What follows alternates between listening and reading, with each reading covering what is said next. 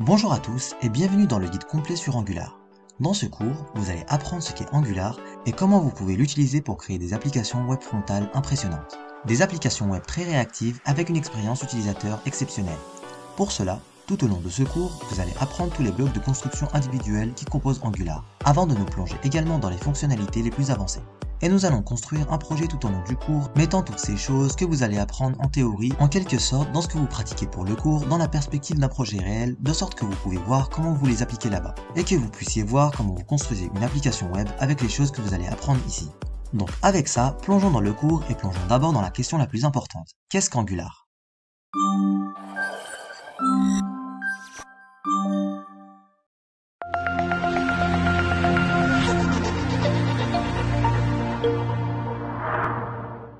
Angular est un framework qui vous permet de créer des applications réactives d'une seule page.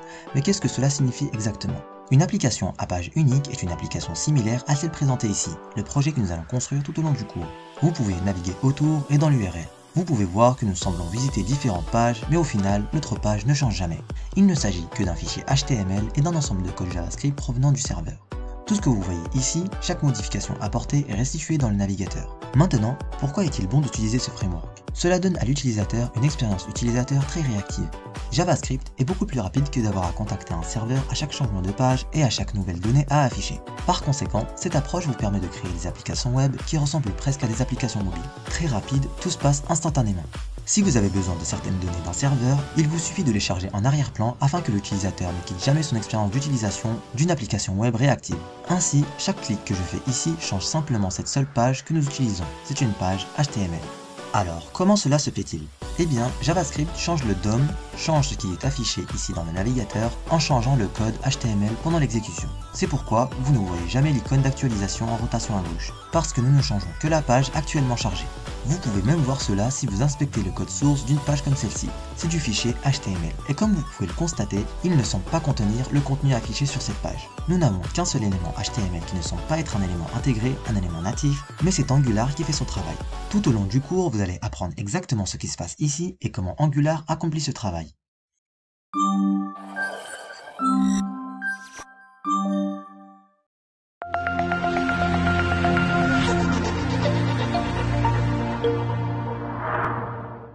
Maintenant, une chose qui peut être déroutante lorsque vous commencez à apprendre Angular est la gestion des versions d'Angular. Tout a commencé avec AngularJS ou Angular 1 comme on l'appelle aussi, qui a été publié il y a quelques années. C'était la première version et c'était une version totalement différente d'Angular qui fonctionnait totalement différemment. Maintenant, l'équipe Angular a découvert que AngularJS ou Angular 1 n'était fondamentalement pas à l'épreuve du temps en raison de certains défauts fondamentaux dans la façon dont il a été écrit, et donc ils l'ont complètement réécrit. Et le résultat de cela a été Angular 2 qui est sorti en 2016. Maintenant, Angular 2 est un framework totalement différent du premier, et de nos jours, à moins que vous n'ayez une très bonne raison, vous ne devriez plus utiliser AngularJS. Vous n'utiliserez pas non plus Angular 2 car il existe également quelques autres versions d'Angular. La version Angular 3 a été ignorée pour des raisons internes, mais nous avions ensuite la version Angular 4 et quelques autres versions. Et puis, nous sommes arrivés à Angular 12, 13, 14 et ainsi de suite. Nous avons un tas de versions d'Angular. Toutes ces versions ont un même framework. La seule différence est entre AngularJS et 2. Nous avons juste autant de versions parce que l'équipe d'Angular sort une nouvelle version majeure tous les 6 mois. Mais cela ne signifie pas que tous les 6 mois le framework change entièrement. C'est plutôt le contraire qui se produit. Au contraire, cela signifie simplement qu'il existe un calendrier de publication clair. Mais les changements de version en version sont plutôt mineurs, et Angular est très rétrocompatible. En effet, cela n'a pas beaucoup changé depuis la sortie d'Angular 2. C'est le cas en interne, mais pas pour le code que vous écrivez. Et donc c'est super stable, et nous n'avons que ces petits changements incrémentaux et rétrocompatibles. C'est pourquoi, pour cette raison, nous ne faisons généralement pas référence à Angular par sa version. Mais à la place, nous différencions simplement Angular 1, qui est simplement appelé AngularJS à partir d'Angular 2. Et toutes ces versions à partir d'Angular 2 et au-delà sont généralement désignées par le terme de Angular. Donc le nom du framework est juste Angular, et nous avons toutes ces versions. Mais vous pouvez ignorer cela car Angular 14 est fondamentalement la même chose qu'Angular 13, et ainsi de suite. Donc maintenant, ce que nous allons apprendre durant ce module s'applique à la dernière version d'Angular.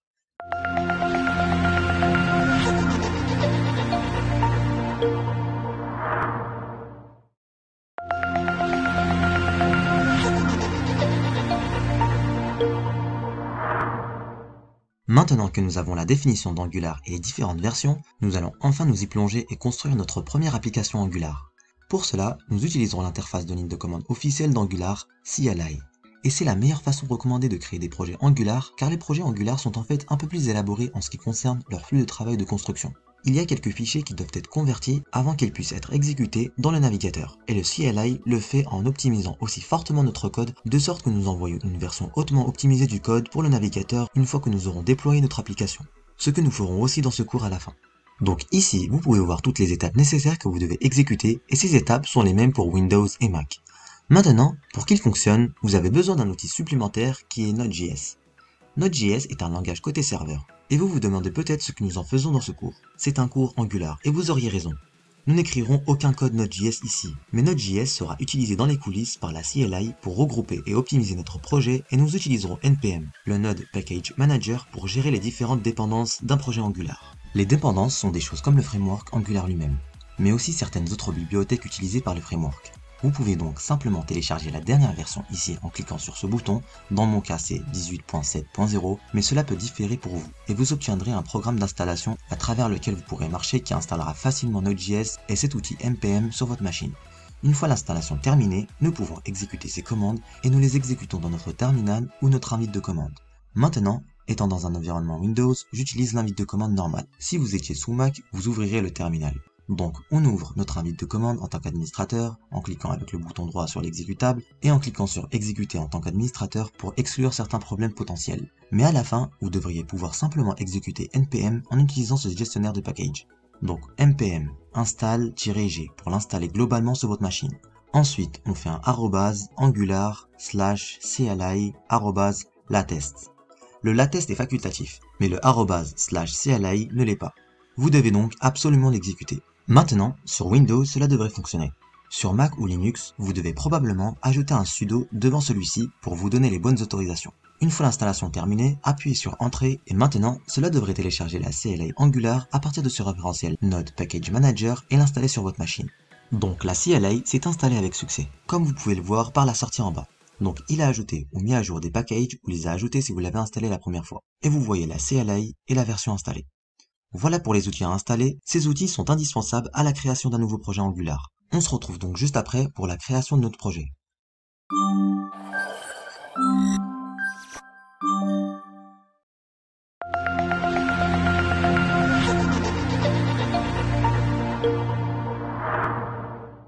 Maintenant, avec cela, nous pouvons créer notre premier projet Angular, et pour cela, dans l'invite de commande, premièrement, vous devez naviguer dans le dossier de votre système, sur votre ordinateur où vous souhaitez créer ce projet. Vous pouvez y aller avec la commande cd, il s'agit d'une commande disponible sur macOS et Windows. Et avec cette commande, vous pouvez naviguer dans n'importe quel dossier qui existe déjà. Il doit donc s'agir d'un dossier que vous avez déjà créé. Dans mon cas, je vais dans le dossier document/développement/udemy. Mais encore une fois, c'est un chemin que j'ai créé à l'avance. Allez simplement dans n'importe quel dossier où vous avez un accès en lecture et en écriture. Et une fois que vous êtes à l'endroit où vous voulez créer votre projet Angular, vous pouvez le créer avec la commande ng-new que vous trouverez également sur la page web officielle. Donc ici dans ce dossier où je veux créer ce projet, je vais maintenant exécuter ng-new et ensuite donner un nom à ce projet. Un nouveau dossier de ce nom sera alors créé dans ce dossier où vous exécutez cette commande. Et je vais simplement choisir ici comme nom ma-première-app. Vous pouvez choisir n'importe quel nom, mais il ne doit pas contenir d'espace blanc et il ne doit pas contenir le mot test. Mais à part cela, vous êtes libre d'utiliser le nom de votre choix. Et puis, important à préciser, ajoutez nostrict ici. Le mode strict est un mode spécial dans lequel nous pouvons créer nos projets et nous examinerons le mode strict ou l'optimisation de nos projets plus tard dans le cours. Mais pour commencer et nous faciliter les choses, nous commencerons en mode non strict ici. Et puis, vous pouvez appuyer sur Entrée et cela créera un nouveau projet Angular pour vous. Maintenant, on vous pose alors quelques questions, si vous souhaitez ajouter un routage Angular.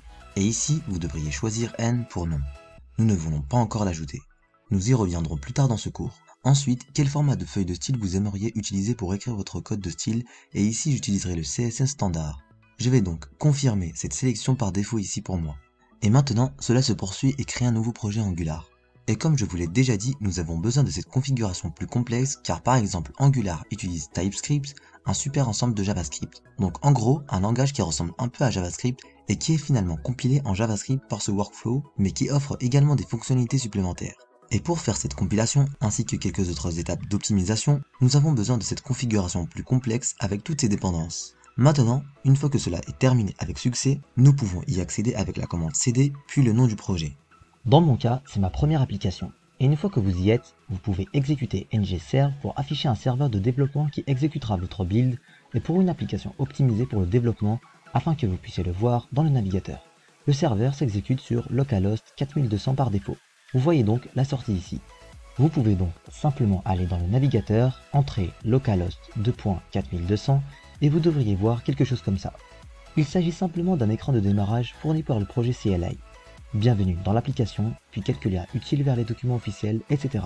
Donc maintenant, tout ce que vous apprendrez dans ce cours est entièrement à jour avec la dernière version d'Angular. Maintenant, afin de suivre le bon déroulement, vous trouverez en fait le fichier HTML du composant de l'application et vous pouvez simplement aller dans votre projet Angular qui a été créé sur votre disque dur avec la commande ngnew et là, dans le dossier src, source, dossier de l'application, faites simplement un glisser-déposer du fichier HTML du composant d'application joint et remplacez le composant d'application existant .html que vous trouverez là-dedans. Et avec cela, si vous rechargez localhost 4200, vous n'avez même pas besoin de redémarrer le serveur. Vous trouverez le même écran de démarrage que j'ai ici. Voilà donc notre première application. Bien sûr, il ne se passe pas grand chose ici. Alors, éditons cette première étape et faisons quelque chose de plus sophistiqué avec elle et comprenons également ce que la CLI a créé exactement dans la prochaine vidéo.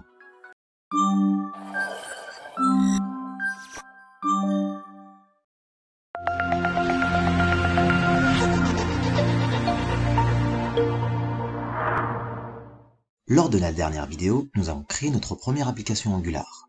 Mais nous n'y avons rien changé. Il est donc temps de le faire. Pour cela, vous avez besoin d'un IDE ou d'un éditeur où vous pouvez écrire et éditer votre code. J'utilise ici VS Code qui est un excellent IDE idéal pour le développement Angular et gratuit que vous trouverez sur code.visualstudio.com. Vous pouvez simplement télécharger et installer à la fois pour Mac et Windows, puis commencer à développer Angular. Quel que soit l'éditeur ou l'éditeur que vous installez, vous devrez toujours ouvrir un nouveau dossier, donc Fichier, ouvrez le dossier, puis naviguez simplement vers le dossier que vous avez créé. Donc dans mon cas ici, c'est Documents, Développement, Udemy, ma première app. Sélectionnez ce dossier et ouvrez-le. Et maintenant, il chargera ce dossier et tous les fichiers dans l'ID de votre système. Donc dans mon cas, ça ressemble maintenant à ça. Voici donc le projet chargé dans l'ID. Il est toujours indexé ici. Ce sont tous les dossiers et fichiers dans la CLI Angular créés pour vous. Ceci est votre projet entier Angular. Comme je vous l'ai déjà dit, cela peut sembler compliqué parce que vous avez beaucoup de fichiers là-dedans. La plupart de ces fichiers ne font quelques travaux de configuration et vous n'avez pas vraiment besoin de les toucher. Un fichier intéressant reste le fichier package.json. Alors ici, vous pouvez voir toutes les dépendances de votre projet Angular 14 et il s'agit de packages tiers dont votre projet a besoin pour fonctionner correctement. Toutes les dev dependencies sont uniquement nécessaires pour le développement pour ce workflow de construction dont je parlais.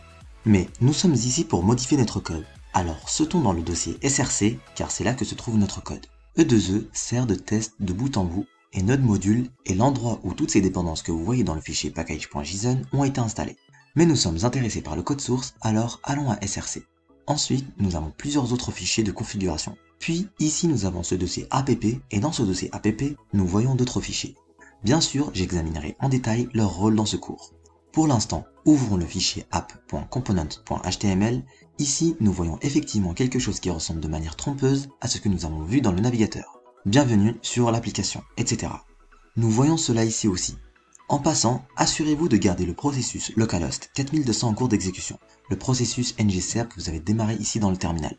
Assurez-vous de continuer à le faire, mais si vous avez terminé avec le développement de la journée, vous pouvez le quitter avec CTRL-C et vous sortirez, mais tant que vous développez, vous devriez le maintenir. Car regardez automatiquement vos fichiers et reconstruire votre projet chaque fois que vous modifiez et enregistrez quelque chose. Maintenant, depuis que je l'ai quitté, je devrais le redémarrer. Et je le redémarrerai ici, dans mon IDE.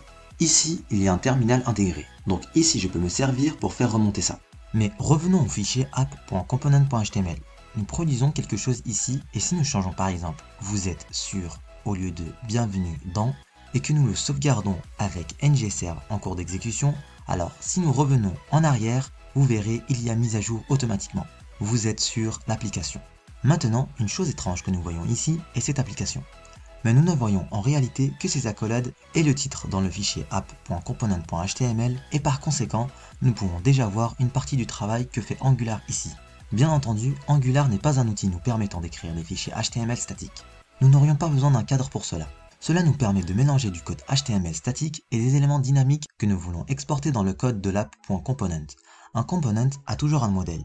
le code HTML, éventuellement un style dans le fichier CSS, bien qu'il soit vide ici comme vous pouvez le voir, et surtout un fichier TypeScript. Si nous entrons cela, il s'agit de TypeScript et c'est la définition du component. C'est ce qui sera converti en JavaScript normal par le flux de production.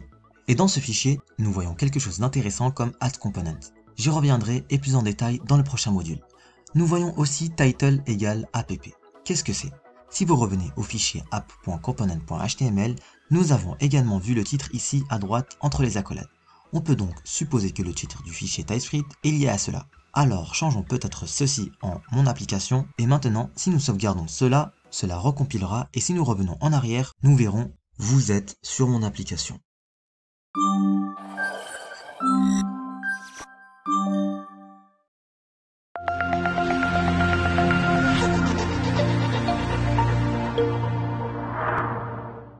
Alors, nous pouvons certainement constater que quelque chose a changé. C'est ce qu'on appelle la liaison de données en action, un concept que nous approfondirons également dans ce cours. Voici comment nous pouvons générer du contenu dynamique. Cela pourrait bien sûr être un contenu calculé dynamiquement ou extrait d'un serveur dans notre code HTML. Chose intéressante, si nous cliquons avec le bouton droit de la souris sur la page chargée et inspectons la source de la page, nous ne voyons pas ce code ici. Nous voyons juste un tas d'apportations de script en bas. C'est notre code de construction et le code du framework Angular. La balise aide ici, puis cette étrange partie de la racine de l'application. Maintenant, app_root est aussi quelque chose que nous voyons dans le fichier app.component.typescript. Il semble que cela ressemble à notre propre balise HTML que nous créons et c'est ce qui se passe ici. La page que nous consultons ici à laquelle cette source appartient est en réalité ce fichier index.html dans le dossier src. Ici, nous voyons aussi app_root, les importations de scripts sont manquantes car elles sont injectées de manière dynamique. Maintenant, ce que fait Angular à la fin, c'est toujours charger cette page. Ensuite, nous avons ces importations de scripts injectées dynamiquement et ces importations remplaceront dynamiquement app_root par notre component. Et bien sûr, nous pouvons avoir plus d'un component dans les applications Angular. Encore une fois, ce sont toutes les choses dans lesquelles nous allons plonger dans ce cours. Maintenant, faisons quelque chose de plus sophistiqué. Changeons de titre dynamiquement. De retour dans le component de l'application, je vais supprimer le code entier et ajouter une entrée à la place. Une entrée HTML normale de type texte. En dessous de cela, je vais ajouter un paragraphe où je vais afficher par exemple un nom. Maintenant, le nom n'est pas quelque chose que nous avons défini. Nous le ferons dans un instant. Allons à l'app.component.typescript et changeons le titre en name. On va mettre Toto et si je garde cela en mémoire et que je reviens en arrière, on voit l'entrée et le name. Maintenant, je veux pouvoir entrer quelque chose dans l'entrée et changer automatiquement le nom. Nous pouvons le faire avec un outil fourni par Angular, une directive appelée ngModel. Vous apprendrez la syntaxe exacte tout au long du cours. Pour l'instant, ajoutons simplement ngModel écrit comme ça. Assurez-vous que la syntaxe est correcte. Il n'y a pas de tiret entre les deux ou quoi que ce soit du genre. Donc ngModel entre crochets et parenthèse sur l'entrée égale à name. Donc au même nom que vous produisez ici. C'est ce qu'on appelle une directive. Et ce qu'elle fait, c'est qu'elle dit à Angular d'écouter tout ce que vous entrez ici et de le stocker dans une propriété de name. Mais aussi, d'autre part, afficher la valeur du nom dans cette entrée. C'est ce que nous faisons ici.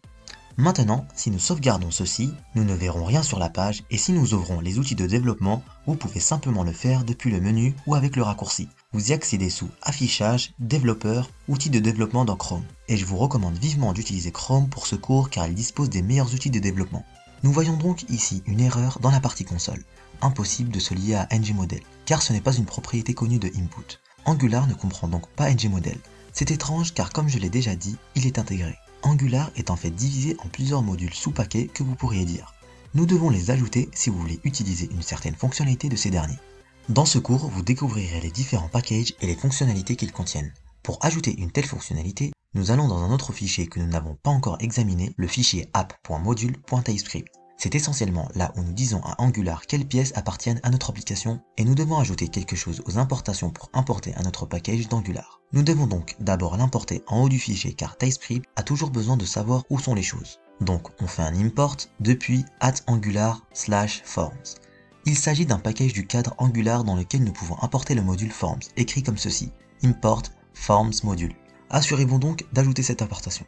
Il ne s'agit pas d'une fonctionnalité Angular mais une fonctionnalité TypeScript. Comme je l'ai déjà dit, TypeScript a besoin de savoir où sont les choses. Mais maintenant, avec les importations, nous pouvons l'ajouter à ce tableau des importations, ce qui n'est pas lié aux importations là-haut. Il s'agit simplement d'une fonctionnalité comprise par Angular, puisqu'elle fait partie d'un module Angular. Et maintenant, cela indique à Angular que nous souhaitons importer certaines fonctionnalités de formulaire. Et cette directive que nous utilisons ngModel est une telle fonctionnalité de formulaire. Alors maintenant, si nous sauvegardons cela, notre application sera reconstruite et une fois que ce sera fait, nous pourrons revenir en arrière et voir notre entrée avec Toto à l'intérieur. Et si je commence à y taper, vous verrez que le texte en dessous est mis à jour automatiquement. Ceci est la fonctionnalité faite par ngModel.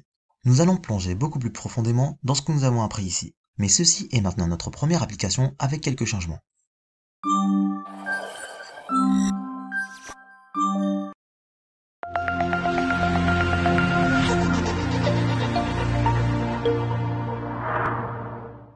Qu'est-ce que ce cours vous offre? Nous venons tout juste de commencer et nous venons de construire et éditer notre première application Angular. Mais bien sûr, nous n'avons pas bien compris ce que nous avons fait là-bas. C'est pourquoi, lors de la prochaine vidéo, nous allons plonger dans les bases de Angular. Quels sont les components? Qu'avons-nous fait avec cette liaison de données bidirectionnelle et comment cela fonctionne-t-il? Cette section y répondra et nous y jetterons un regard très détaillé. Nous expliquerons également comment tous les fichiers que vous avez vus dans votre projet sont connectés les uns aux autres. Ensuite, nous examinerons les components et la liaison de données. Deux caractéristiques clés importantes et nous les avons déjà vues dans notre première application. Les applications Angular sont construites à partir de components et la liaison de données est simplement la façon dont vous exportez des données dans votre DOM. Et comme vous l'apprendrez également, réagissez aux événements de l'utilisateur. Angular a une autre caractéristique clé, les directives. ngModel que nous avons utilisé avec la liaison de données bidirectionnelle est en fait une telle directive. Vous en apprendrez plus sur les directives intégrées dans cette section. Et ce qui est très important est de construire vos propres directives. De jolies petites instructions que vous pouvez placer dans vos modèles, dans votre code HTML qui feront ensuite quelque chose à l'exécution en fonction des commandes que vous y avez écrites. Eh bien, après avoir examiné cela, nous en apprendrons davantage sur les services et l'injection de dépendances. Angular est une fonctionnalité essentielle qui facilite grandement la communication entre vos différents éléments de votre application, la centralisation du code et la gestion de l'état de votre application. Une fois que nous en avons terminé, il est temps d'examiner le routage car jusqu'à présent, nous n'avons été placés que sur une seule page. Nous sommes toujours sur une page puisqu'il s'agit d'une application à une seule page. Mais pour l'utilisateur, cela ressemblait vraiment à une page. Avec le routage, nous introduisons la gestion de différentes URL pour que l'utilisateur a l'impression de changer de page. Même si, techniquement, on reste sur la même page. Et le routage vous montre comment cela fonctionne. Ensuite, il est temps de regarder Observable. C'est quelque chose qui aura plus de sens une fois que vous aurez parcouru la section de routage. C'est un concept qui vous permet de travailler avec du code asynchrone. Angular l'adopte et c'est vraiment puissant et cette section explique son fonctionnement. Nous examinerons ensuite les formulaires, le traitement des formulaires, la gestion des entrées utilisateurs est une tâche essentielle de quasi toutes les applications. Et cette section l'examine de très près. Après avoir fini avec les formulaires, nous allons examiner les pipes, une autre fonctionnalité intéressante qui facilite la transformation de la sortie, ce que vous affichez sur le modèle à l'exécution. Nous approchons de la fin, mais pas avant d'avoir examiné HTTP. Que faire si vous avez besoin de contacter un serveur web? Que faire si vous avez besoin de stocker des données dans une base de données? Angular ne peut pas se connecter directement à une base de données, mais il peut se connecter à un serveur capable de le faire, et la section HTTP le montre bien. Par la suite, nous allons examiner l'authentification. Que signifie authentification dans une application Angular? Comment ça marche? Tant que nous y sommes, nous allons l'implémenter dans une application. Nous examinerons ensuite certaines optimisations que nous pouvons mettre en place et la manière dont nous pouvons gérer différents modules dans notre application. Quelque chose que vous comprendrez vraiment une fois que nous serons à ce stade. Ensuite, nous allons déployer une application et apprendre comment nous pouvons obtenir notre application Angular depuis notre machine locale vers un endroit sur internet où elle peut être visualisée. Et si cela ne vous suffit pas, nous allons également examiner les animations et tester les applications Angular. Entre autres, tout au long du cours, nous allons construire un vrai projet mettant en pratique toutes ces choses apprises dans les différentes sections et par conséquent, voir comment elles sont utilisées dans un vrai projet. Donc avec cela, je suis très confiant que vous allez maîtriser Angular après avoir terminé cette formation. Et je suis impatient de commencer ce voyage avec vous.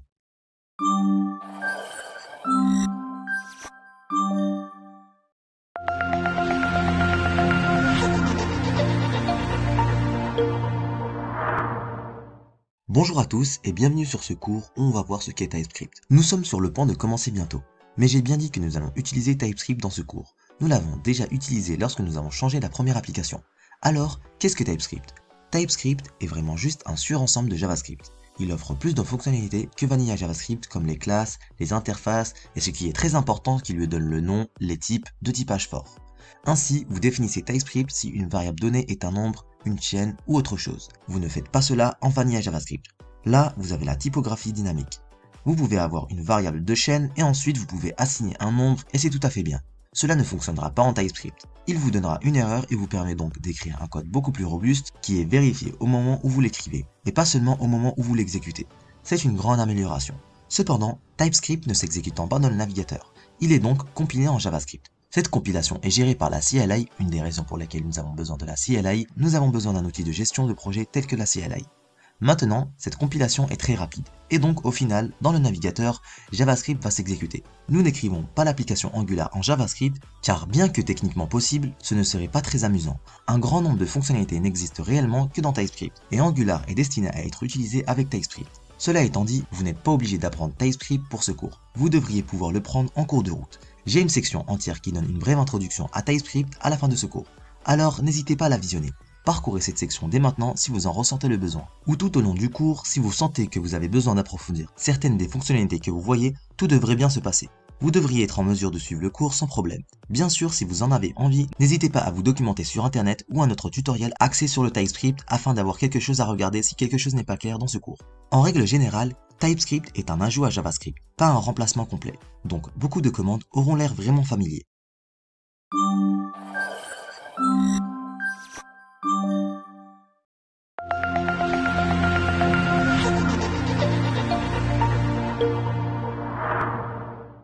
Bonjour à tous et bienvenue sur ce cours où nous allons voir comment implémenter du Bootstrap dans notre projet Angular. Tout au long de ce cours, commencez par un projet vide pour une section donnée afin que nous puissions nous concentrer sur le sujet traité dans cette section.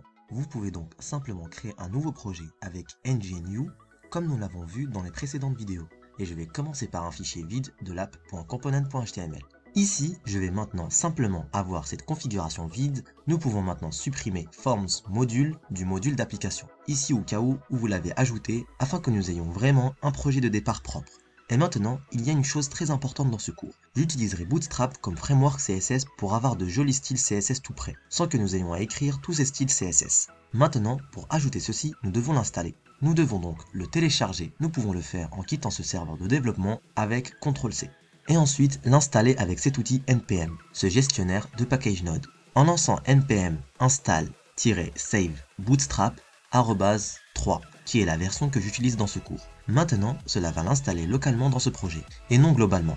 Il suffit d'entrer et ça va télécharger Bootstrap et le stockera dans le dossier module de Node. C'est une première étape. Mais pour pouvoir l'utiliser, nous devons aussi rendre Angular conscient de ce package de style que nous voulons utiliser. Et on fait ça dans un des fichiers de configuration le plus important, le fichier angular.json.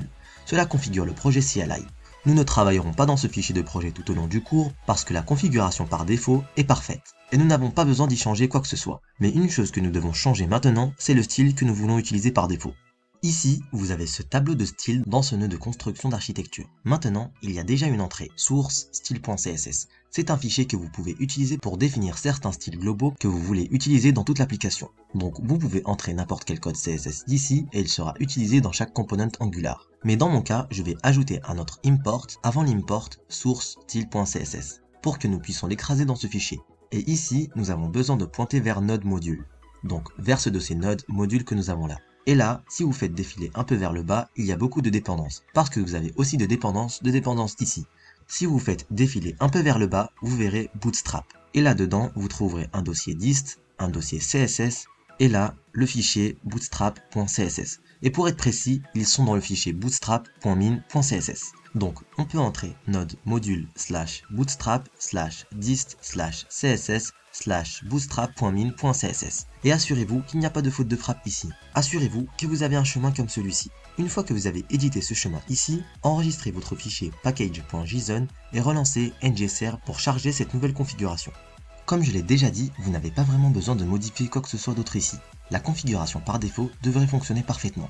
Donc une fois que vous avez terminé, vous pouvez lancer localhost à 4200. Et vous ne verrez rien parce que j'ai supprimé le contenu du modèle. Mais si vous ouvrez les outils de développement et que vous allez dans l'onglet éléments, ici dans la section head, vous verrez que le fichier style.css est importé. Et si vous allez dans source, vous devriez trouver ce fichier style.css ici. Et là-dedans, vous verrez qu'il mentionne Bootstrap, ce qui signifie en gros que tout a fonctionné et que Bootstrap est inclus ici. Et avec cela, vous savez que tout ce que nous ferons dans le cours fonctionnera et nous n'aurons qu'à corriger les styles. Un dernier changement dans l'app.component, débarrassez-vous de la propriété que nous avons ici. Avec cela, le projet de départ est préparé. Vous pouvez toujours utiliser cela au début d'un nouveau module. Donc voilà comment vous pouvez ajouter vos propres styles dans un projet Angular.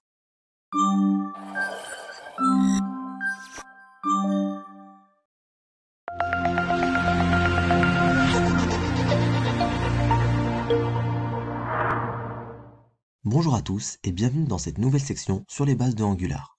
Donc maintenant que nous avons commencé avec ce cours et avec Angular et notre projet que nous allons utiliser dans ce cours, il est temps de plonger plus profondément dans Angular pour comprendre ce qu'il fait vraiment, ce qui se passe dans les coulisses. Comment Angular démarre en premier lieu et quel bloc de construction de base nous offre-t-il? Comment nous pouvons construire des applications Angular et quelles fonctionnalités nous pouvons utiliser pour cela? À la fin de cette section, vous comprendrez comment construire votre application Angular de base, ce qu'elle fait et ce dont vous avez besoin pour l'utiliser, ce qu'elle fait ensuite et ce que vous devez changer pour obtenir un résultat différent.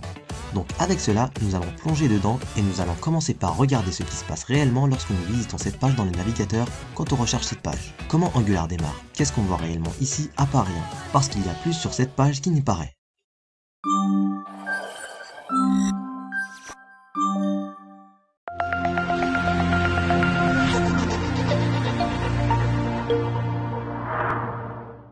Bonjour à tous et bienvenue sur cette vidéo où on va voir comment notre application Angular est chargée et démarrée.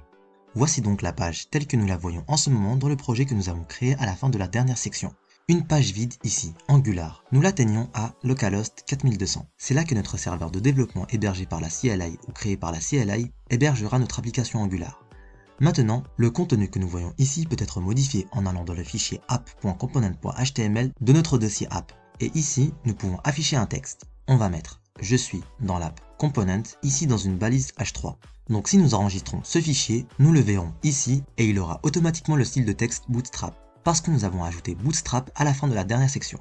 Mais alors que cela peut sembler évident que nous le voyons ici, c'est aussi un peu étrange. Comment notre navigateur ou le serveur hébergeant notre application sait-il qu'il doit rendre le contenu de l'app components.html ici? On pourrait dire que c'est le seul component que nous avons en ce moment et nous allons examiner de plus près le component bientôt. Mais ce n'est pas la raison et en réalité, ce n'est pas le fichier servi par le serveur. Au lieu de ça, c'est le fichier index.html qui est servi par le serveur et rappelez-vous que je vous ai dit que Angular est un framework qui vous permet de créer des applications à page unique. C'est la page unique qui est servie, le fichier index.html. Maintenant, si vous jetez un coup d'œil à ce fichier, nous voyons que c'est un fichier HTML normal. On définit le titre qu'on peut voir sur l'onglet du navigateur ici et le corps de ce fichier est très intéressant. Ici, nous avons cette chose app root avec loading entre les deux. Maintenant, il est clair que nous ne voyons pas loading ici. Donc ce fichier index.html semble avoir changé. Et c'est le cas. AppRoot n'est pas un élément HTML par défaut. C'est un de nos propres components. Nous allons bientôt nous plonger dans la création de nos propres components. Mais la CLI en a créé un pour nous. Le component racine de notre application. Le component qui va lier toute notre application à la fin et tous les fichiers dans le dossier app qui ont component dans leur nom. Donc les fichiers sont liés à components. J'entrerai plus en détail sur ces fichiers dans l'un des prochains cours. Pour l'instant, regardons de plus près le fichier app.component.typescript, le fichier TypeScript ici. Ici, vous pouvez voir que nous avons cet arrobase @component. Cela semble être important, mais plus important encore. Pour l'instant, vous verrez que nous avons cette propriété selector qui assigne une chaîne comme valeur et cette chaîne contient AppRoot. Maintenant, c'est clairement le même texte que dans notre fichier index.html. Et c'est en fait l'information dont Angular avait besoin pour pouvoir remplacer cette partie ici dans ce fichier index.html avec le template de ce component. Le component ayant ce sélecteur et le template de ce component est simplement le contenu de ce fichier app.component.html. Maintenant, tandis que je vais plonger plus profondément dans la façon de créer des components et comment les configurer, voici ce qui se passe essentiellement au démarrage. Bien que l'information manquante est comment Angular est déclenché, comment est-il lancé pour s'exécuter sur notre corps ici dans ce fichier index.html? Et la réponse est dans le fichier final index.html qui est servi dans le navigateur et nous pouvons vérifier cela en inspectant le code source ici. Nous avons quelques importations de scripts à la fin, ils sont injectés automatiquement par la CLI. C'est pourquoi on ne le voit pas ici dans ce fichier HTML brut. Ici, on n'a pas d'import de script, mais quand le processus ngCef reconstruit notre projet, il va créer des bundles. Des bundles de scripts JavaScript et ajoutera automatiquement les bonnes importations dans le fichier index.html. Une petite fonctionnalité pratique pour nous. Donc dans le fichier final, ces importations de scripts sont présentes et ces importations de scripts contiendront notre propre code également. Ces fichiers de script sont donc exécutés et ils sont en fait le premier code à être exécuté. Et c'est juste quelque chose que vous devez garder à l'esprit. C'est le code que nous écrivons dans notre fichier main.typescript. C'est pourquoi on l'appelle main. C'est le premier code qui est exécuté. Regardons-le de plus près. Ici, vous voyez que nous avons quelques importations. Puis nous vérifions si nous sommes en mode production ou non pour désactiver certains messages d'avertissement. Mais le plus important ici, cette ligne qui démarre à notre application Angular, en passant un module app à cette méthode. Et le module app fait référence à ce fichier ici. Maintenant, si on jette un coup d'œil à ce fichier, on voit que d'une certaine manière, on a, comme avec le component, cette étrange chose ici, arrobase.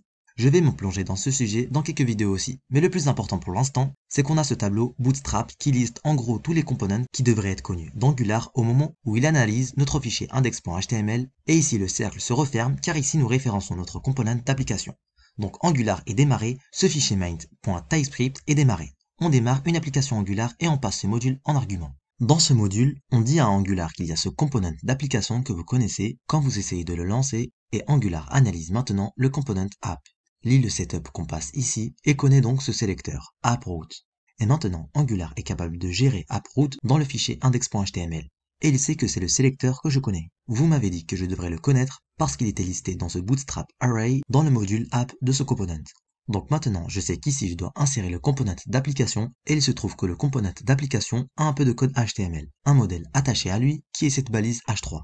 Et c'est ainsi que l'application Angular commence ici. C'est pourquoi nous voyons ce que nous avons. Voici donc les informations concernant le démarrage de l'application. Mais il est essentiel de comprendre comment elle démarre. Avec cette information, nous pouvons maintenant continuer et plonger plus profondément dans le fonctionnement des components et ce qu'ils sont. Comment nous pouvons créer nos propres components et ce que fait ce module d'application en détail. Alors allons-y.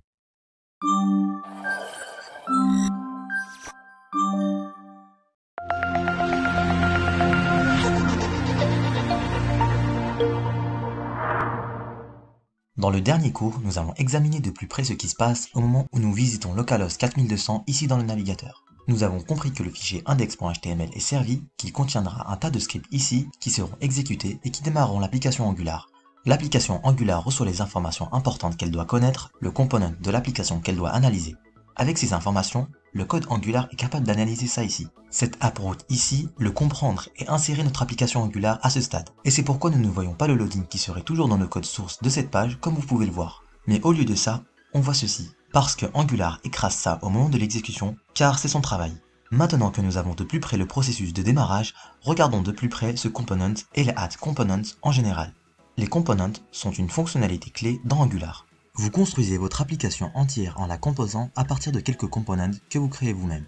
Maintenant, nous commençons avec ce component d'application AppRoot qui détient toute notre application à la fin. Donc AppRoot sera le component dans lequel nous allons plus tard imbriquer ou ajouter nos autres components. Donc à ce modèle, ce fichier HTML du component d'application.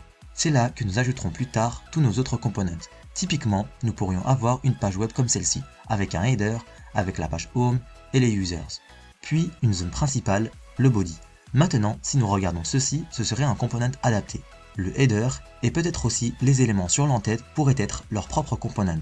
Vous le pourriez bien sûr, vous n'êtes pas obligé. Vous apprendrez tout au long du cours comment j'aborde la division d'une application en components séparés. Nous avons aussi notre zone principale et la barre latérale ici en tant que component, et c'est l'idée centrale derrière Angular, construire des components. Chaque component a son propre modèle, son propre code HTML, peut-être son propre style, et plus important encore, sa propre logique. C'est le grand avantage. Il vous permet de diviser votre application complexe, votre page web complexe, en parties réutilisables. Vous pouvez utiliser un component plus d'une fois et cela vous permet de reproduire facilement cette logique métier. Répliquer ce style ou en général faire une pièce finement contrôlée dans votre application sans avoir à tout regrouper dans un seul fichier de script, un seul fichier HTML. Au lieu de ça, il est très facile à mettre à jour, très facile à échanger et encore une fois réutilisable. Examinons donc de plus près la manière dont nous créons réellement un component et le rôle de cet add component dans le prochain cours.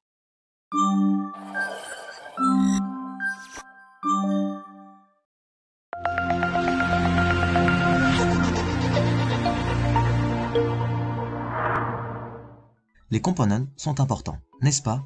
C'est pourquoi nous commençons par l'un d'eux, le component d'application. D'un côté, c'est un component Angular normal, mais d'autre part, il est aussi un peu spécial car il sert de component AppRoot. Il est à la fin listé ici dans ce module app, dans ce tableau Bootstrap qui dit à Angular que c'est un component spécial.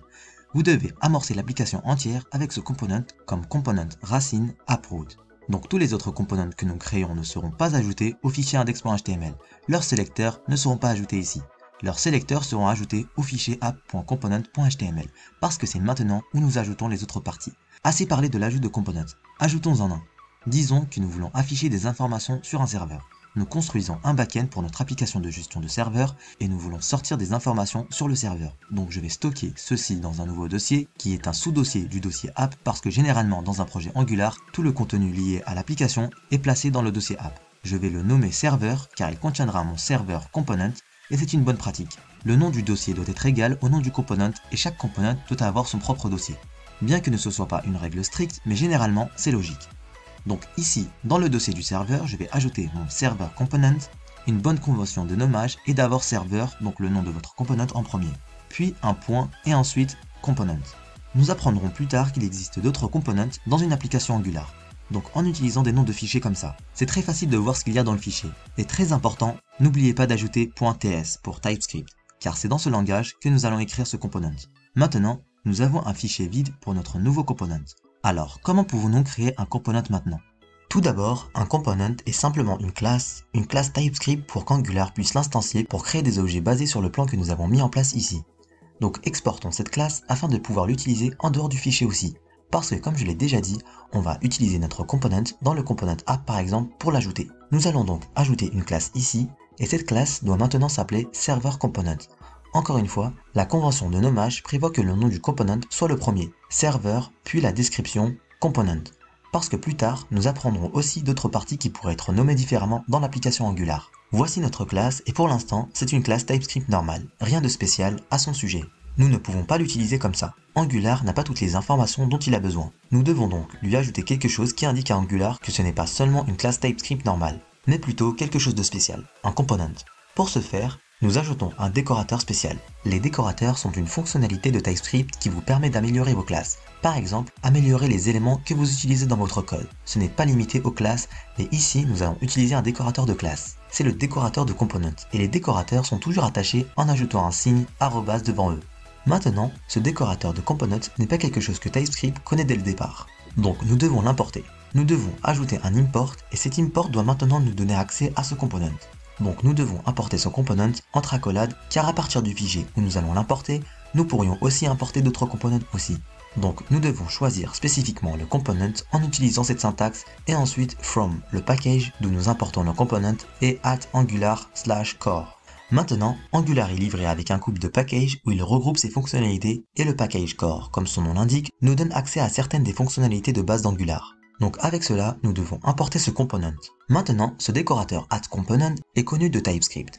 Donc quand il analyse ce fichier et le compile en JavaScript, il est capable de le comprendre. Maintenant, nous devons passer un objet JavaScript à ce décorateur de component pour le configurer parce que sans aucune configuration, il n'est toujours pas très utile à Angular. Mais ici, nous pouvons configurer quelques informations importantes qui seront stockées en tant que métadonnées pour cette classe en arrière-plan et qui diront à Angular ce qu'il doit faire avec cette classe. Et une information importante est le sélecteur. Il s'agit essentiellement de la base HTML qui vous permettra d'utiliser ce component dans vos autres modèles de components. Nous le verrons bientôt en action. Le sélecteur doit être une chaîne, et ici vous pouvez définir le nom de votre choix, mais vous devez vous assurer que c'est un sélecteur unique, que vous n'écrasez pas par inadvertance un élément HTML par défaut ou quelque chose comme ça. En général, vous le préfixez avec app-, puis vous lui donnez un nom approprié, comme serveur, car il s'agit d'un serveur component. Ceci est mon propre sélecteur qui me permet d'utiliser ce component dans les fichiers HTML de mes autres components. Donc avec cette configuration, l'autre élément important dont nous avons besoin est le modèle, et ici nous allons faire référence à un autre fichier externe. Je reviendrai bientôt sur une autre alternative, et ce fichier externe doit bien sûr être créé. Donc dans le même dossier, je vais créer un fichier server.component et maintenant .html, qui contiendra le modèle, le code HTML de mon component. Donc ici, je peux maintenant ajouter le contenu que je veux, comme par exemple le component server pour démarrer simplement et de revenir au fichier TypeScript. Je peux maintenant pointer vers ce fichier HTML. On a besoin d'un chemin relatif pour ça. À la fin, tout ça va être empaqueté par Webpack. Donc nous devons lui indiquer où trouver le fichier HTML. Eh bien, relativement au fichier TypeScript, le chemin est simplement ./server.component.html. Cela pointe vers ce fichier. Avec cela, nous avons créé notre premier component. Maintenant, pour l'utiliser, nous devons plonger dans le module d'application et comprendre ce qu'il fait, car nous devons changer quelque chose ici pour utiliser notre propre component. Nous le ferons dans le prochain cours.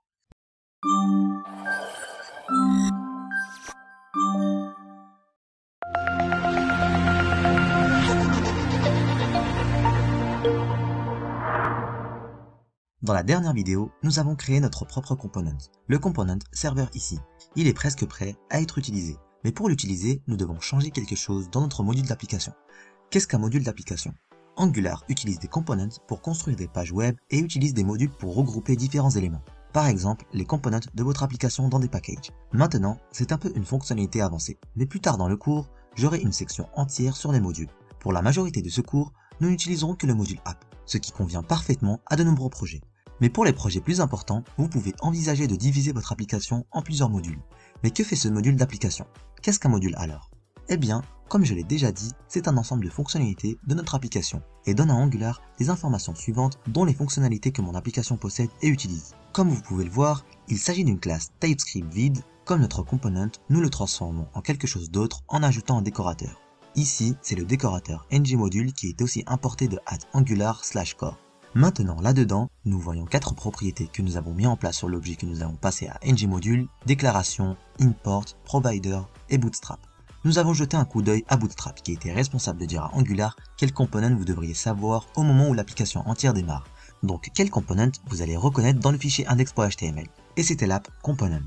J'ai déjà mentionné que nous n'ajouterons pas de sélecteur de component au fichier index.html. Ce n'est pas comme ça que ça marche, donc nous ne toucherons pas au tableau Bootstrap. Néanmoins, nous avons ajouté un nouveau component à Angular et ce nouveau component doit maintenant être enregistré ici dans le module afin qu'Angular sache que ce component est important. Par défaut, Angular ne va pas scanner tous vos fichiers ici. Donc si vous ne lui dites pas que le component server existe, il ne le sera pas. Juste créer le fichier n'est pas suffisant. C'est pourquoi on doit l'enregistrer ici dans le ngModule pour dire à Angular que la partie de ce module est donc ici. Même de toute notre application, puisque nous n'avons que ce module qui est le component server.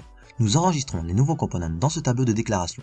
Nous avons déjà enregistré le component app ici, car même s'il est aussi utilisé dans Bootstrap, il fait aussi partie de notre application. Maintenant, nous devons aussi ajouter le component server ici. L'ajouter comme ça n'est pas suffisant, parce que maintenant, Angular saura en quelque sorte que ça fait partie de l'application, mais TypeScript ne saura pas où trouver ce type, où trouver ce component server. Donc quand on essaye de bundle notre code, on obtient une erreur que vous pouvez voir si vous sauvegardez ceci en déclenchant la recompilation. Vous voyez qu'on a une erreur dans le terminal en bas, qu'il ne peut pas trouver le component server car ce n'est pas Angular, c'est TypeScript. Il ne sait pas où est ce fichier, où trouver cette classe. Donc nous devons ajouter un import manuellement en pointant vers cela. Donc on ajoute server component ici comme un import de ./server et ensuite ici dans le component du serveur, vous n'ajoutez pas de .ts à votre import. C'est juste server.component, donc le nom du fichier sans l'extension. L'extension est ajoutée par Webpack qui empaque notre projet automatiquement. C'est tellement important. Ce n'est pas Angular, c'est une fonctionnalité de TypeScript. Il sait où trouver ça. Donc tout peut être empaqueté. Maintenant, Angular, quand il s'exécute, sait que nous avons un component server et qu'il fait partie de notre application. Et avec cela, nous pouvons enfin utiliser notre component. Nous ferons cela dans le prochain cours. Mais peut-être vous vous demandez aussi ce que font les imports et les providers ici dans le module app. Je reviendrai sur les providers plus tard dans la section sur les services. Les imports nous permettent simplement d'ajouter d'autres modules à ce module. Parce que comme je vous l'ai déjà dit, vous pouvez diviser votre application en plusieurs modules et ensuite vous pouvez importer ces modules pour rendre ce module un peu plus léger et externaliser certaines choses dans un autre module. Je vous ai dit que nous allons utiliser un seul module. Alors, qu'est-ce qu'on apporte ici? Certains modules sont intégrés à Angular, parce que Angular lui-même est scindé en plusieurs modules. Donc le module de navigation par exemple nous donne toutes les fonctionnalités de base dont nous avons besoin pour démarrer notre application, les formulaires et le module HTTP. C'est quelque chose sur lequel je vais revenir. Donc avec ceci, les bases de ce nouveau module devraient être claires. Encore une fois, nous allons plonger plus profondément dans ce cours. Nous avons également enregistré notre propre component et nous allons maintenant l'utiliser dans le prochain cours.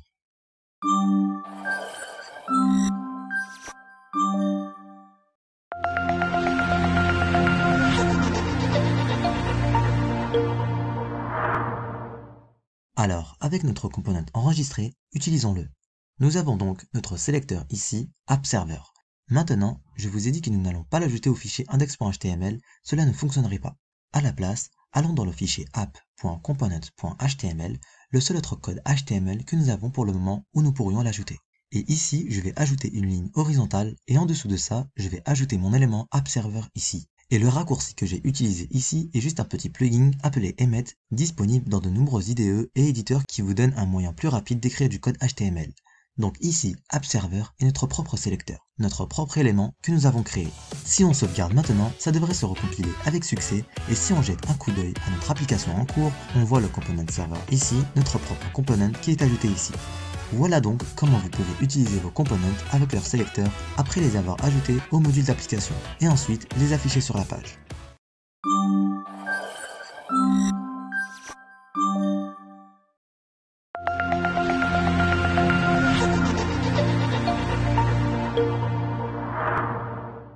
Dans les dernières vidéos, nous avons appris beaucoup de choses, y compris la création d'un nouveau component à la main. Maintenant, il y a aussi une alternative à la création manuelle. Lorsque vous utilisez la CLI, vous pouvez ouvrir un nouveau terminal ou une ligne de commande en laissant la fenêtre ngserve active. C'est important, ne la fermez pas. Et dans cette nouvelle fenêtre, nous pouvons utiliser une commande CLI pour créer un nouveau component. Disons que nous voulons avoir nos components de serveur unique ici dans un autre component, donc imbriqué dans un autre component, un serveur, un component à serveur multiple. Nous pouvons le créer manuellement en ajoutant un dossier servers avec notre component où nous utilisons la CLI avec ngserve et là nous avons une commande generate qui nous permet de générer certains éléments supportés par Angular. Un de ces éléments est un component, donc nous pouvons créer un nouveau component avec ngGenerate component et ensuite passer le nom servers comme ceci. Vous pouvez également utiliser un raccourci et au lieu de ngGenerate component, vous pouvez dire ngGC qui fait la même chose. Si vous appuyez sur la touche Entrée, vous obtiendrez un nouveau dossier dans le dossier de votre application avec le nom de votre component servers. Et là, vous trouverez les mêmes fichiers que pour le component d'application, HTML, CSS, TypeScript et ce fichier spect qui est utilisé pour les tests.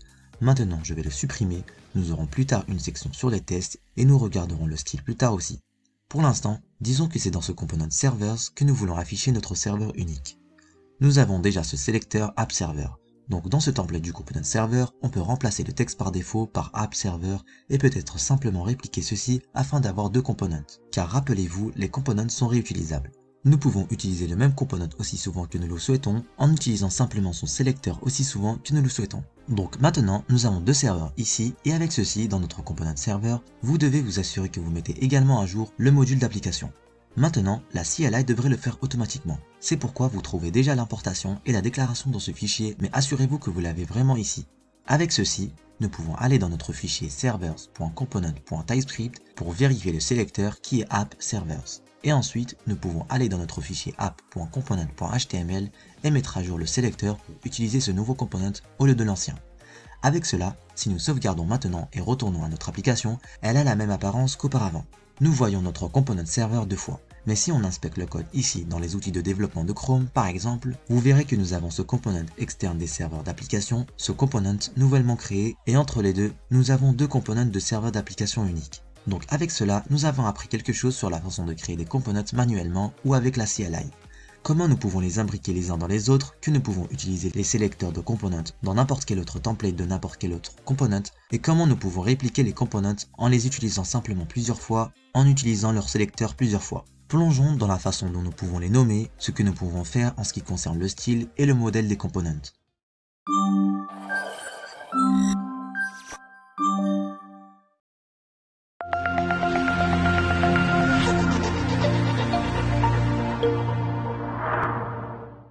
Jusqu'à présent, nous avons toujours utilisé un fichier de modèle externe et nous n'avons rien fait concernant le style des components. Il est temps de changer les deux. Maintenant, au lieu d'utiliser un fichier modèle externe, vous pouvez également utiliser un modèle en ligne, ce qui signifie que vous définissez le code HTML dans le code TypeScript. Cela vous semble étrange? Eh bien, c'est possible. Nous pouvons le faire en allant simplement dans nos components de serveur, ici par exemple, et maintenant, nous pointons vers ce fichier HTML ici. Maintenant, nous pouvons changer template URL en template. L'un des deux doit être présent, soit lié à un template externe ou juste le template à définir dans ce fichier. Mais chaque component doit avoir un modèle. C'est la seule propriété que vous devez avoir à tout moment. Donc avec ça, je le change en template. Maintenant, on peut écrire notre code de template ici. Donc ici, on peut maintenant répliquer AppServer comme ceci. On va le répliquer deux fois. Nous devons nous assurer que nous n'en voulons pas cette ligne parce que ce n'est pas pris en charge dans une chaîne TypeScript par défaut. Et si je sauvegarde maintenant, nous voyons le même résultat que précédemment. Donc il semble que rien n'a changé et c'est bien dans ce cas, car nous essayons de faire en sorte que cela ressemble à ceci. Mais en fait, nous avons changé la façon dont nous configurons notre modèle ici. Maintenant, on définit le code HTML dans ce même fichier. Et en fait, si vous voulez écrire des chaînes de caractères multilignes ici, ce que vous voulez probablement si vous ajoutez plus de code HTML, vous pouvez passer d'une chaîne normale avec des guillemets simples à l'utilisation de code arrière pour utiliser des expressions de modèle JavaScript pour pouvoir écrire des chaînes de plusieurs lignes entre les deux. Donc maintenant, entre les codes arrière d'ouverture et de fermeture, vous pouvez envelopper la ligne et écrire votre code HTML comme ceci. Que devriez-vous utiliser? Devriez-vous utiliser cette approche d'utilisation d'un modèle ou d'un fichier externe? Cela dépend. Si vous n'avez pas beaucoup de code HTML, l'utilisation d'un modèle en ligne comme ceci pourrait être bien. Alors, vous avez toute la logique dans le code TypeScript et c'est tout à fait correct. Mais dès que vous avez, disons, plus de 3 lignes de code dans la partie HTML ici dans le modèle, l'utilisation d'un fichier externe est une bonne idée pour le rendre plus facile à suivre et plus facile à comprendre. Il est important de garder à l'esprit que vous pouvez utiliser cette approche, que vous pouvez mettre vos modèles en ligne, et il est très important que vous devez avoir au moins un modèle dans un component. Vous pouvez omettre le sélecteur. Vous apprendrez plus tard dans la section sur le routage une autre façon de charger les components sans utiliser leur sélecteur, et vous n'avez pas besoin d'ajouter des styles, mais les modèles doivent être présents. Voilà pour les templates, regardons les styles dans le prochain cours.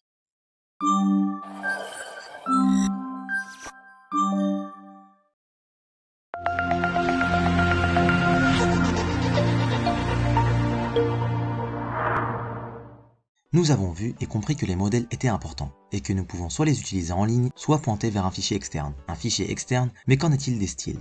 Nous avons également cette propriété style URL ici, et nous avons ces fichiers CSS. Que pouvons-nous faire avec eux? Revenons à notre component d'application pour cela. Ici, nous avons une balise H3 et une ligne horizontale, et si nous jetons un coup d'œil à notre application, ce n'est pas très joli. Le texte, je suis dans la component ici, et tous les autres textes sont en fait sur le bord, donc ce n'est pas très joli à voir. Maintenant, puisque nous utilisons Bootstrap, nous pouvons utiliser certaines classes Bootstrap pour améliorer cela. Nous pourrions donc ajouter une div avec une classe de conteneur autour de lui, puis ajouter une ligne, et ceci est juste en utilisant le framework CSS Bootstrap. Donc ce sont des classes CSS fournies par ce framework, rien de spécifique à Angular. Et ensuite, nous pouvons ajouter une colonne ici, XS-12, pour avoir une colonne sur toutes les largeurs. Maintenant, si nous ajoutons ceci, nous avons ajouté du style CSS normal, rien de spécifique à Angular, et notre application est un peu plus agréable maintenant. C'est donc pas mal, mais on peut aussi utiliser certains outils qui nous sont donnés par Angular. Disons que je suis dans la rubrique du component de l'application en tête ici, nous voulons changer ce style, peut-être que nous voulons lui donner une couleur bleue, nous pouvons le faire simplement en allant dans le fichier app.component.css qui définit le style de ce component. Et maintenant, nous pouvons utiliser ou écrire du code CSS normal. Donc on écrase le style de la balise H3 et on lui donne une couleur bleue. Peut-être ce bleu foncé ici. Si nous sauvegardons maintenant et que nous jetons un coup d'œil à notre application, vous voyez que c'est bleu foncé. Maintenant, c'est ainsi que vous pouvez utiliser ce fichier de style, ce fichier CSS référencé dans le component app ici pour définir les styles d'un component. Maintenant, tout comme nous avons pu choisir entre un fichier externe et un code en ligne pour le modèle, nous pouvons faire la même chose pour le style. Vous remarquez que style URL est un tableau ici, alors que template URL ne l'était pas. Il en est ainsi parce que nous pourrions référencer plusieurs fils de style externe ici, donc vous pourriez ajouter des pointeurs vers d'autres feuilles de style, mais à part ça, je vais commenter ça. Vous pouvez également mettre en place une autre propriété qui est juste style. Cela prend également un tableau, mais maintenant, il faut un tableau de chaîne où vous définissez le style dans cette chaîne. Donc maintenant, dans ce fichier, ici je vais utiliser à nouveau les codes arrière pour pouvoir écrire une expression multiligne ici, et puis nous pourrions configurer H3 ici, et pour vraiment vous montrer que c'est différent, je vais mettre la couleur à Dodger Blue. Et si j'enregistre maintenant et que nous retournons à l'application, vous voyez que le bleu a été mis à jour parce que maintenant le style en ligne prend le dessus. J'ai commenté l'autre style. Tout comme avec le modèle, vous devez décider lequel utiliser. Vous ne pouvez pas combiner style URL et style. Mais les deux éléments importants doivent ici être un tableau, c'est la différence avec le template. Vous ne devez avoir qu'un seul modèle. Vous pouvez avoir plusieurs fichiers de style ou définitions de style et vous pouvez choisir entre un fichier en ligne et un fichier externe. Les règles sont fondamentalement les mêmes que pour le modèle. Si vous avez plus de code à l'intérieur, utiliser un fichier externe est une bonne idée. Si c'est une courte définition de style comme celle-ci, pourquoi ne pas simplement la mettre dans le fichier TypeScript? C'est ainsi que vous pouvez travailler avec les modèles et les styles.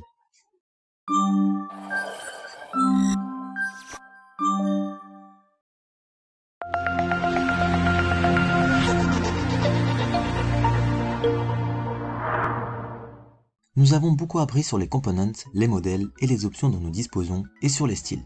Nous allons maintenant nous concentrer sur la dernière propriété que nous voyons dans ce décorateur de components pour le moment, le sélecteur. J'ai déjà mentionné qu'il doit s'agir d'un sélecteur unique, afin de ne pas écraser accidentellement un élément déjà existant ou peut-être un component mis à disposition par un autre package tiers que vous utilisez dans votre projet.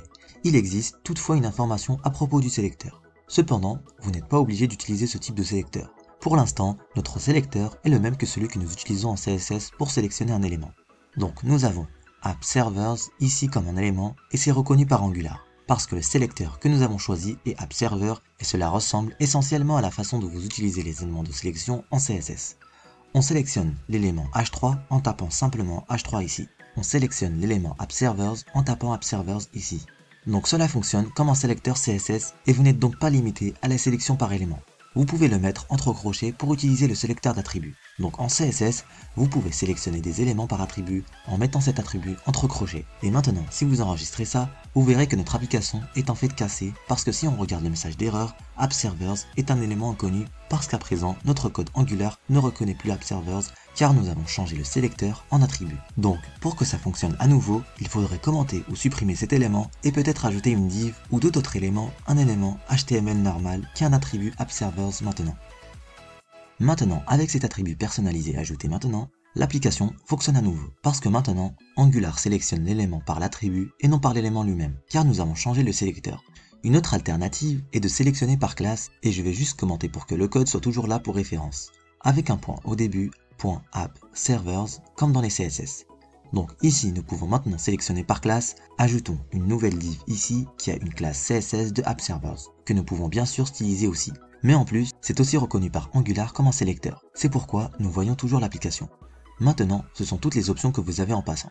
Sélectionner par ID ne fonctionnera pas. Ce n'est pas supporté par Angular. Et tous ces pseudo-sélecteurs comme Hoover et ainsi de suite ne fonctionnent pas non plus. Et vous utilisez généralement le style des éléments ici et les serveurs d'application pour les components. Nous en apprendrons bientôt sur les directives, une autre fonctionnalité où c'est différent, mais pour les components, vous créez généralement vos propres éléments et donc vous n'utilisez pas ce style, donc pas le style de l'attribut. À la place, vous utilisez les serveurs d'application comme un élément, mais il est important de comprendre que vous n'y êtes pas limité et qu'il peut y avoir des cas d'utilisation où vous voulez utiliser un sélecteur différent.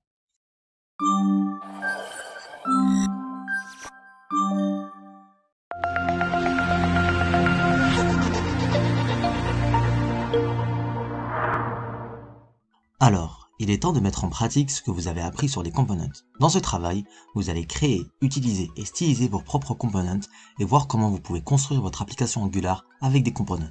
Mettez la vidéo en pause pour faire cet exercice et lorsque vous avez terminé, revenez et continuez à regarder la correction.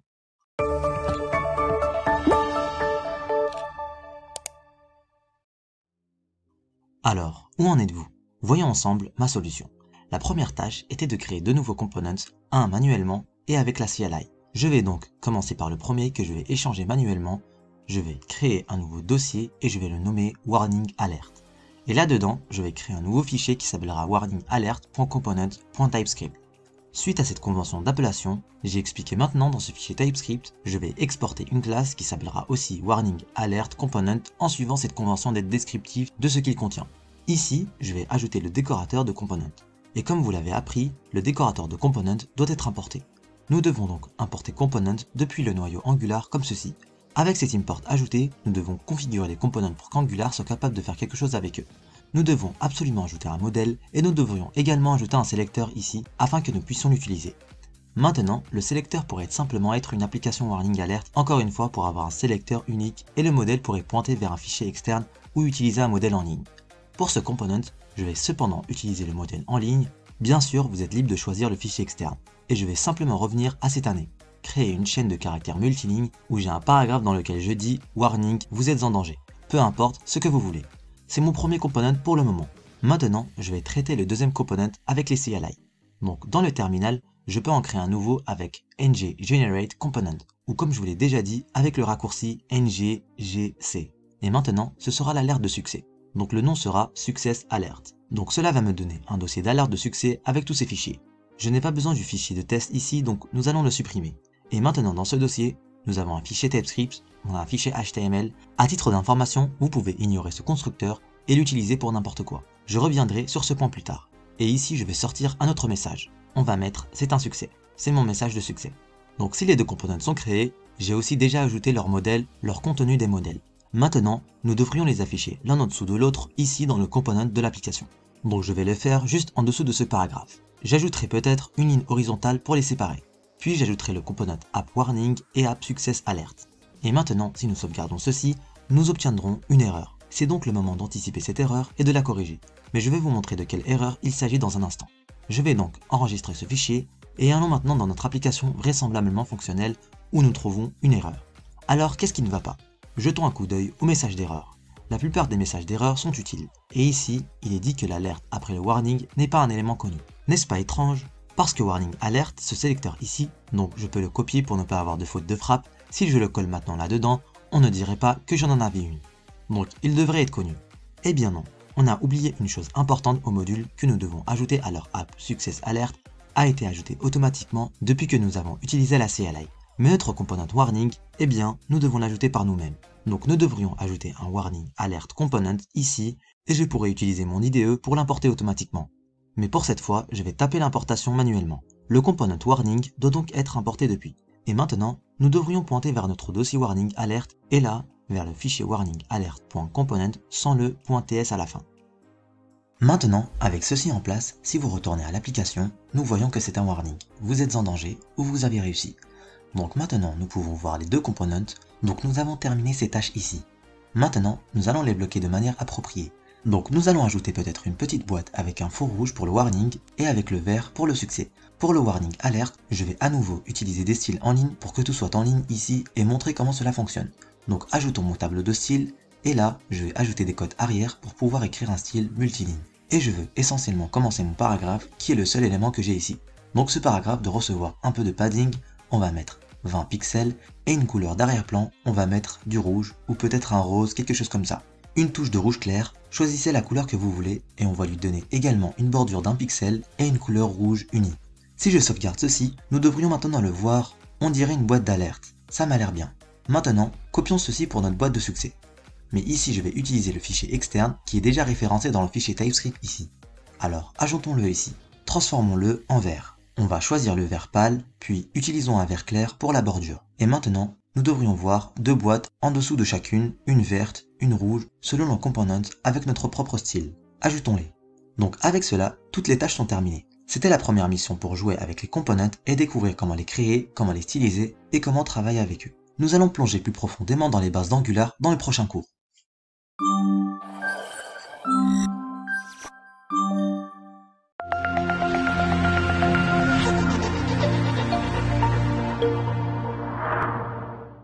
Dans notre première petite application basique sur laquelle nous travaillons où nous avons ajouté quelques components, nous avons abordé beaucoup d'aspects clés d'une application Angular de base, son démarrage et comment utiliser les components, les éléments de base de toute application Angular. Mais jusqu'à présent, nous n'avons produit que du contenu statique, le component server ici. Ce n'est pas super intéressant. Nous en avons même fait encore plus que cela dans la première section de ce cours. Alors, changeons cela pour afficher les données qui sont au moins dynamiques, qui ne sont pas codées en dur dans le modèle. C'est l'heure du data binding. Qu'est-ce que le data binding? On peut traduire la liaison de données par la communication entre votre code TypeScript, de votre component, votre logique métier et le modèle, de sorte que ce que l'utilisateur voit, parce que vous pourriez avoir un résultat dans votre code TypeScript, parce que vous avez récupéré quelque chose d'un serveur ou terminé un calcul que vous voulez afficher à l'utilisateur. Et la seule chose que l'utilisateur voit, c'est le template. Donc nous avons besoin d'une sorte de communication entre les deux éléments pour être en mesure de vraiment faire quelque chose dans notre application. C'est là que le data binding entre en jeu car il est responsable de cette communication. Nous avons différents moyens de communication maintenant. Par exemple, nous voulons exporter des données de notre code TypeScript dans notre code HTML du modèle. Nous pouvons utiliser l'interpolation de chaîne pour cela. Vous avez vu ça dans la première section. C'est la syntaxe avec les doubles accolades et puis un nom de propriété, une expression intermédiaire ou une liaison de propriété. Nous allons regarder de plus près toutes ces formes dans le prochain cours. Nous apprendrons donc ce que c'est et comment ça fonctionne. La syntaxe utilise essentiellement ces étranges crochets autour des attributs HTML. Mais là encore, je reviendrai sur ce point. Cependant, l'autre sens est également intéressant. Si l'utilisateur clique sur un bouton, on peut penser que l'utilisateur clique sur le bouton du modèle, car encore une fois, le modèle est la chose avec laquelle l'utilisateur interagit, qu'il voit ou il peut aussi cliquer sur des boutons. Donc si nous cliquons sur un bouton, nous voulons peut-être déclencher quelque chose dans notre code TypeScript. Donc maintenant, nous avons besoin de l'autre direction et nous pouvons obtenir cette autre direction. Nous pouvons réagir aux événements de l'utilisateur avec la liaison d'événements. Donc nous pouvons nous lier à un événement de clic, par exemple, pour exécuter du code quand il se produit. Et nous avons aussi une autre forme de data binding où nous combinons les deux directions. La liaison de données bidirectionnelle où nous sommes capables de réagir aux événements et de produire quelque chose en même temps. Ce n'est peut-être pas très clair de savoir comment ça fonctionne, mais c'est ce que vous allez voir en détail dans les prochains cours.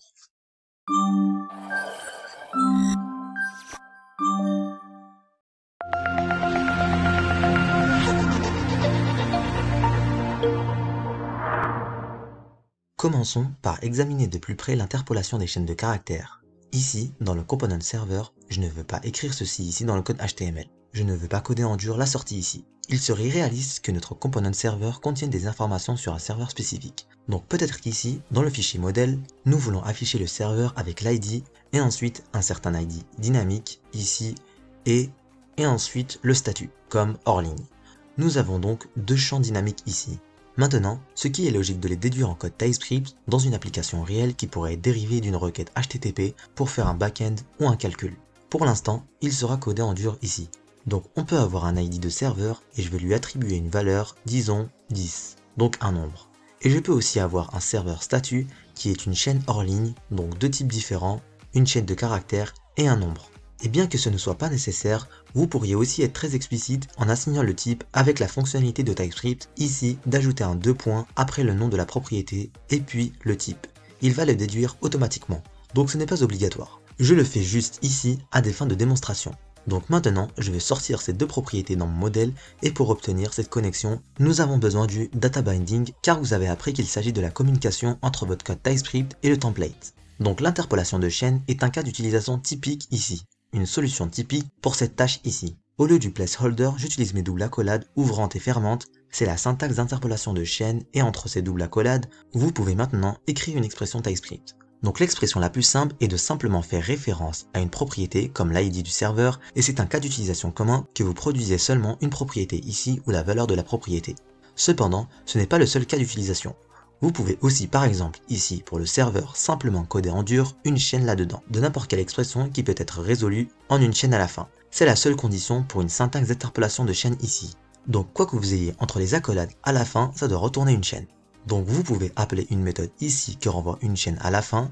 La seule autre restriction est que vous ne pouvez pas écrire des expressions multilignes ici. Vous ne pouvez pas écrire d'expression en bloc ici. Donc vous ne pouvez pas ajouter une structure de contrôle if ou for ici. Vous pouvez cependant utiliser une expression ternaire. Voilà donc ce que vous pouvez faire. Maintenant, remplaçons aussi le dernier placeholder et ici je vais à nouveau faire référence à une propriété, le statut du serveur. Il s'agit d'une interpolation de chaîne et vous verrez que nous avons une expression qui est une chaîne elle-même. Et ensuite, deux autres expressions qui pointent simplement vers des propriétés et encore une fois, vous pouvez aussi appeler une méthode ici qui renvoie une chaîne. Maintenant, l'ID du serveur n'est pas une chaîne mais un nombre. Et je viens de dire que l'interpolation d'une chaîne de caractères doit se résoudre à une chaîne de caractères à la fin. Elle doit obtenir une chaîne de caractères à la fin. Alors, voyons si ça marche. Si on enregistre ça avec le serveur d'application toujours en marche, remplaçons aussi AppServer par AppServers pour que ça marche à nouveau. On voit que le serveur avec l'ID 10 est hors ligne. Nous le voyons deux fois parce que nous répétons ce component et chaque component a le même contenu. Mais nous voyons que l'interpolation des chaînes de caractères fonctionne. Et également pour notre number. Donc ID 10, ce n'est pas un problème. Cela fonctionne bien parce qu'un nombre peut être facilement converti en une chaîne de caractères. Donc oui, vous devez obtenir une chaîne à la fin ou quelque chose qui peut être converti en une chaîne pour vraiment être correct ici. C'est ainsi que vous pouvez utiliser l'interpolation de chaînes de caractères. Et maintenant, pour compléter l'exemple, supposons que le serveur statut soit en quelque sorte retourné par une méthode. GetServerStatut pourrait être le nom de la méthode. C'est ainsi que l'on définit une méthode en TypeScript. Donc vous devez connaître ce genre de définition de méthode dans d'autres langages et ici, nous retournons simplement le serveur statut. Donc on retourne la propriété ici.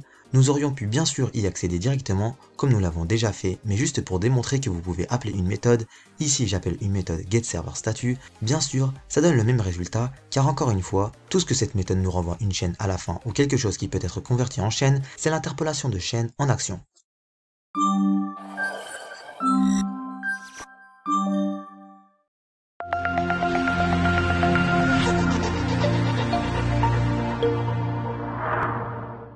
Dans le dernier cours, nous avons vu l'interpolation de chaînes de caractères qui est un excellent outil pour sortir des données dans un modèle. Maintenant, je vais jeter un coup d'œil à la liaison de propriétés.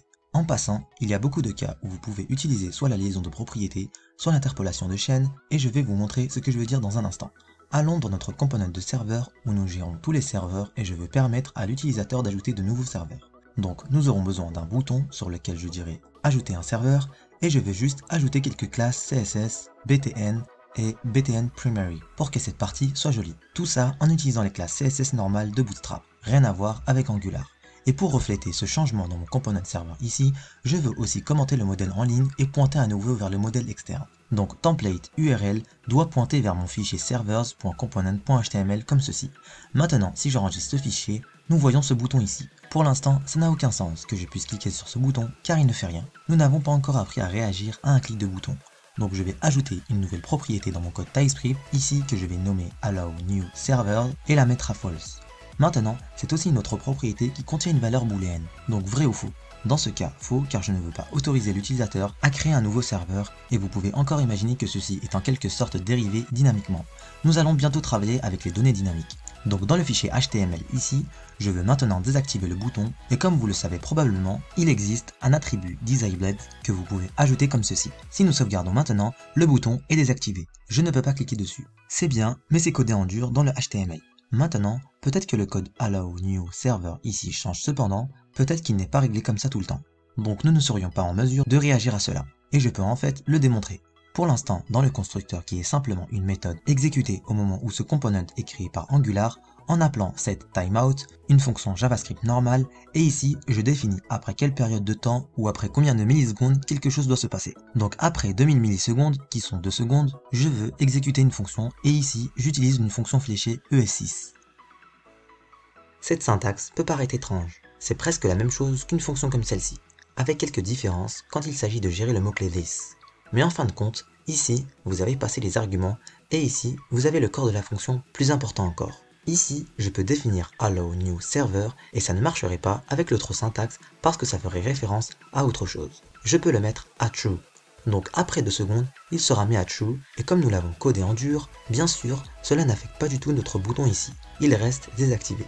Je veux donc le lier à allow new server, donc maintenant, pour rendre cette fonctionnalité désactivée dynamique, nous pouvons la lier en l'entourant de crochets. Les crochets indiquent à Angular que nous utilisons la liaison de propriété binding, que nous voulons lier dynamiquement une propriété et désactiver l'attribut HTML en fin de compte. À la fin, un HTML normal ne fait que définir une propriété spécifique sur l'élément DOM sous-jacent. Vous pouvez noter que chaque élément HTML que vous utilisez est analysé par le navigateur et traduit en quelque sorte en un élément du modèle d'objet du document. Ceci n'est pas du tout lié à Angular. Et donc, nous avons un élément dans ce DOM, et cet élément a un certain nombre de propriétés. Beaucoup d'entre elles ne peuvent même pas être définies par des attributs sur l'élément HTML. L'une des propriétés est la propriété disabled, et vous pouvez la définir via l'attribut disabled, mais ici, on n'utilise plus l'attribut disabled avec les crochets.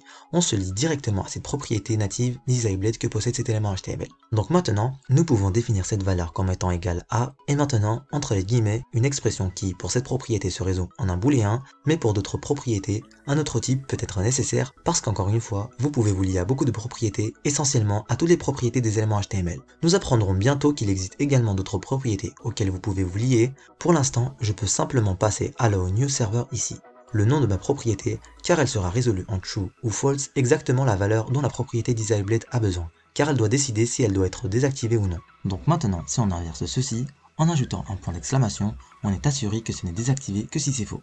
Donc si allow new server n'est pas vrai, sinon, vous feriez exactement le contraire.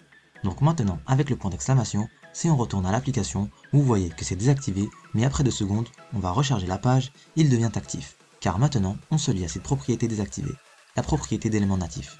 Nous lions ceci à notre propre propriété TypeScript ici, et la chose pratique est qu'il sera mis à jour dynamiquement.